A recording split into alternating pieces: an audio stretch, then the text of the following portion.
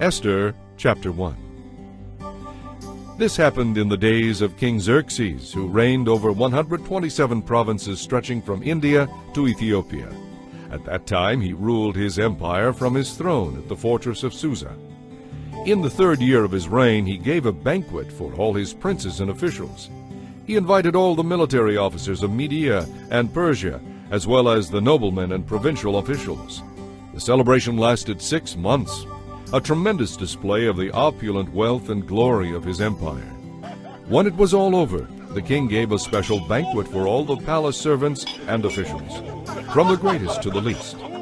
It lasted for 7 days and was held at Susa in the courtyard of the palace garden. The courtyard was decorated with beautifully woven white and blue linen hangings, fastened by purple ribbons to silver rings embedded in marble pillars.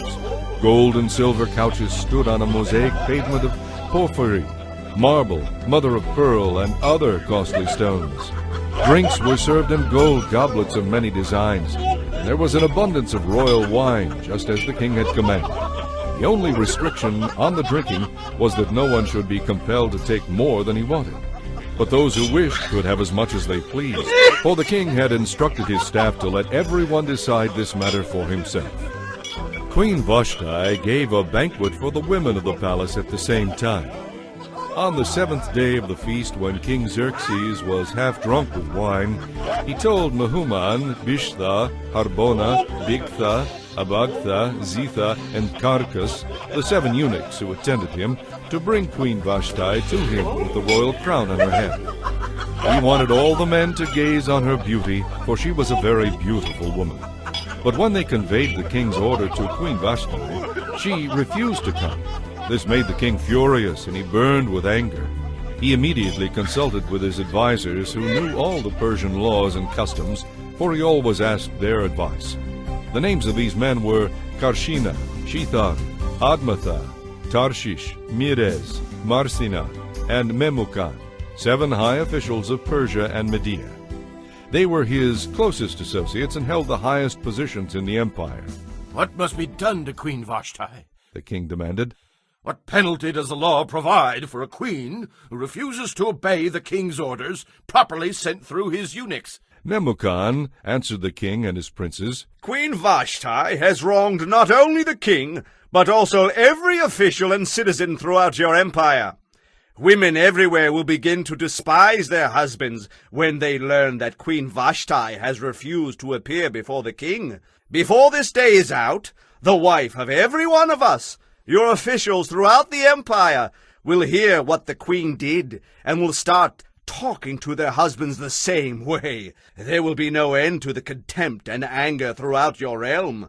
So if it please the king, we suggest that you issue a written decree, a law of the Persians and Medes that cannot be revoked. It should order that Queen Vashti be forever banished from your presence, and that you choose another queen more worthy than she. When this decree is published throughout your vast empire, husbands everywhere, whatever their rank, will receive proper respect from their wives. The king and his princes thought this made good sense, so he followed Memucan's counsel. He sent letters to all parts of the empire, to each province in its own script and language, proclaiming that every man should be the ruler of his home. Chapter 2. But after Xerxes' anger had cooled, he began thinking about Vashti, and what she had done, and the decree he had made. So his attendants suggested, Let us search the empire to find beautiful young virgins for the king. Let the king appoint agents in each province to bring these beautiful young women into the royal harem at Susa. Haggai, the eunuch in charge, will see that they are all given beauty treatments. After that, the young woman who pleases you most will be made queen instead of Vashti. This advice was very appealing to the king, so he put the plan into effect immediately. Now at the fortress of Susa there was a certain Jew named Mordecai, son of Jair. He was from the tribe of Benjamin, and was a descendant of Kish and Shimei. His family had been exiled from Jerusalem to Babylon by King Nebuchadnezzar, along with King Jehoiachin of Judah and many others. This man had a beautiful and lovely young cousin, Hadassah, who was also called Esther. When her father and mother had died, Mordecai adopted her into his family and raised her as his own daughter. As a result of the king's decree, Esther, along with many other young women, was brought to the king's harem at the fortress of Susa and placed in Heggai's care. Heggai was very impressed with Esther and treated her kindly. He quickly ordered a special menu for her and provided her with beauty treatments. He also assigned her 7 maids, specially chosen from the king's palace, and he moved her and her maids into the best place in the harem. Esther had not told anyone of her nationality and family background, for Mordecai had told her not to. Every day Mordecai would take a walk near the courtyard of the harem to ask about Esther and to find out what was happening to her. Before each young woman was taken to the king's bed, she was given the prescribed 12 months of beauty treatments, 6 months with oil of myrrh, followed by 6 months with special perfumes and ointments. When the time came for her to go in to the king, she was given her choice of whatever clothing or jewelry she wanted to enhance her beauty. That evening she was taken to the king's private rooms, and the next morning she was brought to the second harem, where the king's wives lived. There she would be under the care of Sheashgaz, another of the king's eunuchs. She would live there for the rest of her life, never going to the king again unless he had especially enjoyed her and requested her by name. When it was Esther's turn to go to the king, she accepted the advice of Heggai, the eunuch in charge of the harem. She asked for nothing except what he suggested, and she was admired by everyone who saw her. When Esther was taken to King Xerxes at the royal palace in early winter of the 7th year of his reign, the king loved her more than any of the other young women. He was so delighted with her that he set the royal crown on her head and declared her queen instead of Vashti. To celebrate the occasion, he gave a banquet in Esther's honor for all his princes and servants, giving generous gifts to everyone and declaring a public festival for the provinces.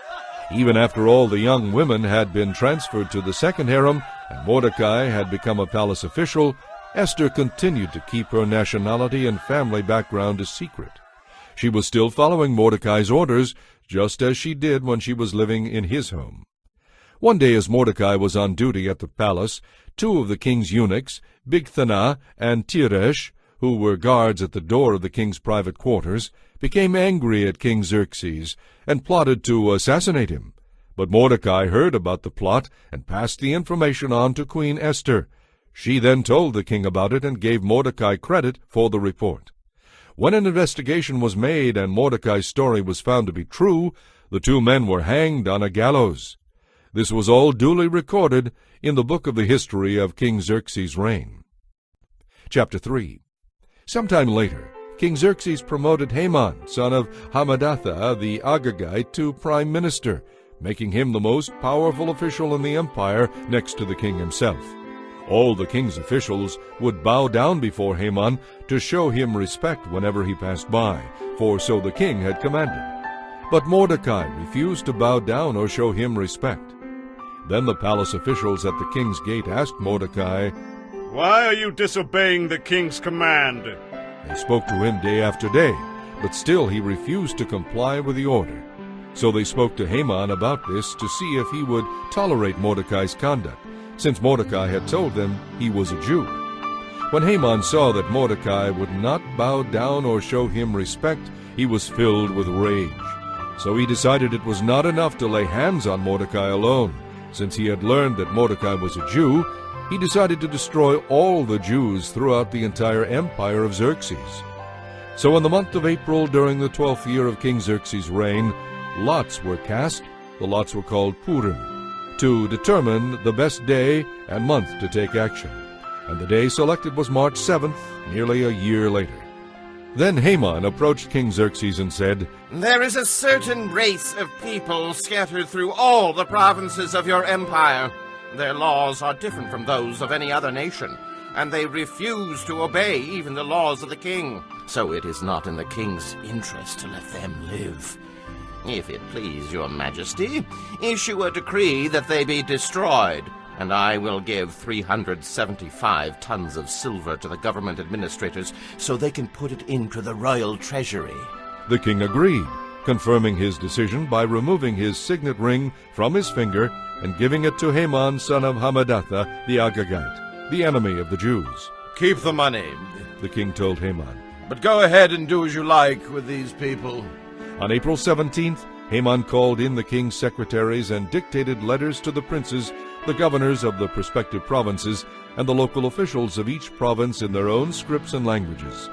These letters were signed in the name of King Xerxes, sealed with his ring, and sent by messengers into all the provinces of the empire. The letters decreed that all Jews, young and old, including women and children, must be killed, slaughtered, and annihilated on a single day. This was scheduled to happen nearly a year later, on March 7th. The property of the Jews would be given to those who killed them. A copy of this decree was to be issued in every province and made known to all the people, so that they would be ready to do their duty on the appointed day. At the king's command, the decree went out by the swiftest messengers, and it was proclaimed in the fortress of Susa. Then the king and Haman sat down to drink, but the city of Susa fell into confusion. Chapter 4. When Mordecai learned what had been done, he tore his clothes, put on sackcloth and ashes, and went out into the city, crying with a loud and bitter wail. He stood outside the gate of the palace, for no one was allowed to enter while wearing clothes of mourning. And as news of the king's decree reached all the provinces, there was great mourning among the Jews. They fasted, wept, and wailed, and many people lay in sackcloth and ashes. When Queen Esther's maids and eunuchs came and told her about Mordecai, she was deeply distressed. She sent clothing to him to replace the sackcloth, but he refused it. Then Esther sent for Hathach, one of the king's eunuchs who had been appointed as her attendant. She ordered him to go to Mordecai and find out what was troubling him and why he was in mourning. So Hathach went out to Mordecai in the square in front of the palace gate. Mordecai told him the whole story and told him how much money Haman had promised to pay into the royal treasury for the destruction of the Jews. Mordecai gave Hathach a copy of the decree issued in Susa that called for the death of all Jews, and he asked Hathach to show it to Esther. He also asked Hathach to explain it to her and to urge her to go to the king to beg for mercy and plead for her people. So Hathach returned to Esther with Mordecai's message. Then Esther told Hathach to go back and relay this message to Mordecai. The whole world knows that anyone who appears before the king in his inner court without being invited is doomed to die unless the king holds out his gold scepter. And the king has not called for me to come to him in more than a month. So Hathach gave Esther's message to Mordecai. Mordecai sent back this reply to Esther. Don't think for a moment that you will escape there in the palace when all other Jews are killed. If you keep quiet at a time like this, deliverance for the Jews will arise from some other place, but you and your relatives will die. What's more, who can say but that you have been elevated to the palace for just such a time as this? Then Esther sent this reply to Mordecai. Go and gather together all the Jews of Susa and fast for me. Do not eat or drink for 3 days, night or day. My maids and I will do the same. And then, though it is against the law, I will go in to see the king. If I must die, I am willing to die. So Mordecai went away and did as Esther told him. Chapter 5. 3 days later, Esther put on her royal robes and entered the inner court of the palace, just across from the king's hall. The king was sitting on his royal throne facing the entrance. When he saw Queen Esther standing there in the inner court, he welcomed her, holding out the gold scepter to her. So Esther approached and touched its tip. Then the king asked her, What do you want, Queen Esther? What is your request? I will give it to you, even if it is half the kingdom. And Esther replied, If it please your majesty, let the king and Haman come today to a banquet I have prepared for the king.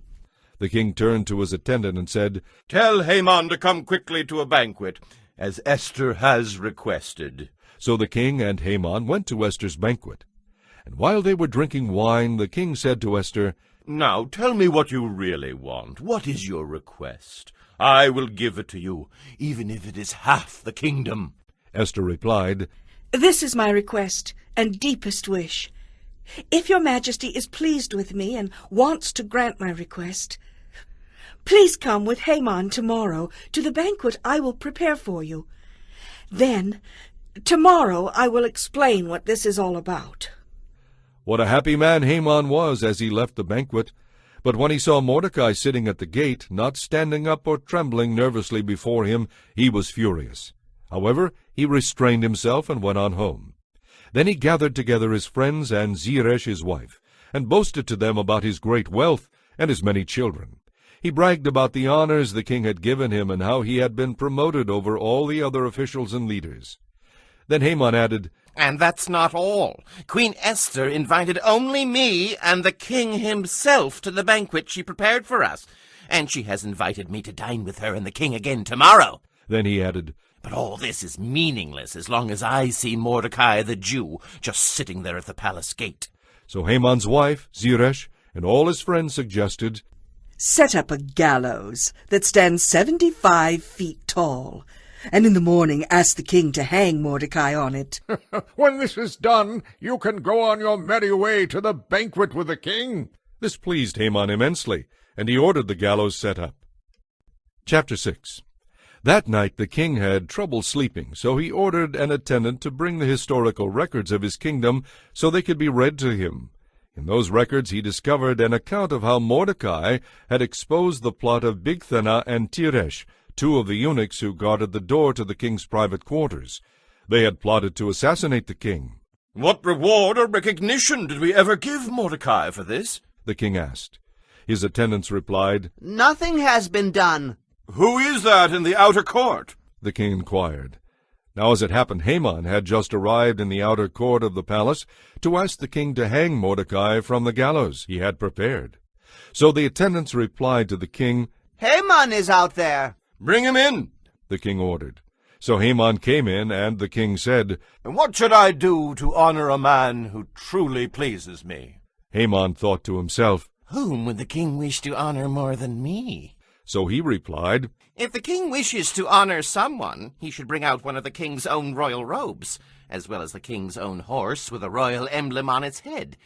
Instruct one of the king's most noble princes to dress the man in the king's robe, and to lead him through the city square on the king's own horse. Have the prince shout as they go, This is what happens to those the king wishes to honor. Excellent, the king said to Haman. Hurry and get the robe and my horse, and do just as you have said for Mordecai the Jew, who sits at the gate of the palace. Do not fail to carry out everything you have suggested. So Haman took the robe and put it on Mordecai, placed him on the king's own horse, and led him through the city square, shouting, This is what happens to those the king wishes to honor. Afterward Mordecai returned to the palace gate, but Haman hurried home, dejected, and completely humiliated. When Haman told his wife Zeresh and all his friends what had happened, they said, Since Mordecai, this man who has humiliated you, is a Jew, you will never succeed in your plans against him. It will be fatal to continue to oppose him. While they were still talking, the king's eunuchs arrived to take Haman to the banquet Esther had prepared. Chapter 7. So the king and Haman went to Queen Esther's banquet, and while they were drinking wine that day, the king again asked her, Tell me what you want, Queen Esther. What is your request? I will give it to you, even if it is half the kingdom. And so Queen Esther replied, If your majesty is pleased with me and wants to grant my request, my petition is that my life and the lives of my people will be spared. For my people and I have been sold to those who would kill, slaughter, and annihilate us. If we had only been sold as slaves, I could remain quiet, for that would have been a matter too trivial to warrant disturbing the king. Who would do such a thing? King Xerxes demanded. Who would dare touch you?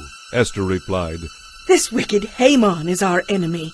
Haman grew pale with fright before the king and queen. Then the king jumped to his feet in a rage and went out into the palace garden. But Haman stayed behind to plead for his life with Queen Esther, for he knew that he was doomed. In despair he fell on the couch where Queen Esther was reclining, just as the king returned from the palace garden. Will he even assault the queen right here in the palace, before my very eyes? The king roared. And as soon as the king spoke, his attendants covered Haman's face, signaling his doom. Then Harbona, one of the king's eunuchs, said, Haman has set up a gallows that stands 75 feet tall in his own courtyard. He intended to use it to hang Mordecai, the man who saved the king from assassination. Then hang Haman on it! the king ordered. So they hanged Haman on the gallows he had set up for Mordecai, and the king's anger was pacified. Chapter 8. On that same day King Xerxes gave the estate of Haman, the enemy of the Jews, to Queen Esther. Then Mordecai was brought before the king, for Esther had told the king how they were related.